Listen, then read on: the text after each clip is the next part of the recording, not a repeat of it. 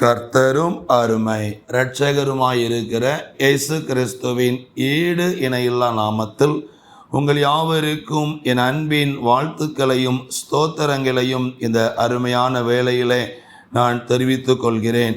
இந்த அருமையான நாளிலும் ஆண்டவராய் இயேசு கிறிஸ்து நமக்கு தருகிற அந்த மாறாத வார்த்தை என்னவென்றால், கர்த்தருடைய வாய் சொல்லும் புது நாமத்தினால் நீ அழைக்கப்படுவா என்று ஆண்டவர் நமக்கு ஒரு வாக்கு கொடுக்கிறார்.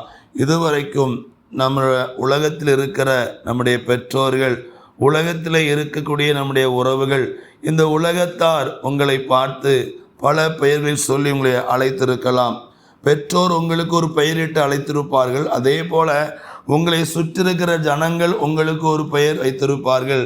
இவன் வியாதியஸ்தன், இவன் கடன்காரன், இவன் கற்பத்தின் கனி இல்லாதவன், இவன் படிப்பு வராதவன், இவன் ஒன்றுக்கும் உதவாதவன், இவன் ஒரு காரியத்திற்கும் லாய்க்கில்லாதவன் என்று சொல்லி இந்த உலகம் உங்களுக்கு பல நாமங்களை பெயர்களை கொடுத்திருக்கலாம். ஆனால் அப்படிப்பட்ட ஒரு நிந்தை நெருக்கத்தின் மத்தியிலே வாழ்ந்து கொண்டிருக்கிற உங்களை என் ஆண்டவர் ஆசீர்வதித்து அவர் உங்களுக்கு ஒரு புது நாமத்தை கொடுத்து அவர் உங்களை உயர்த்த போகிறார்.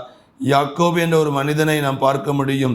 யாக்கோபினுடைய பெயரை ஆண்டவர் மாற்றி இஸ்ரவேலை மாற்றினார். யாக்கோபு என்றால் எத்தன் திருடன் என்று அர்த்தம்.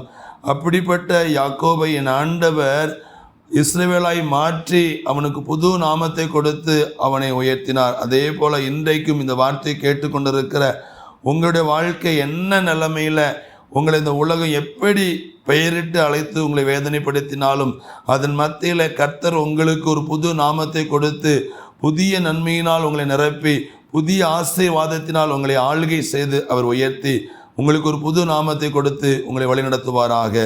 இயேசுவின் நாமத்தில் ஆமென்.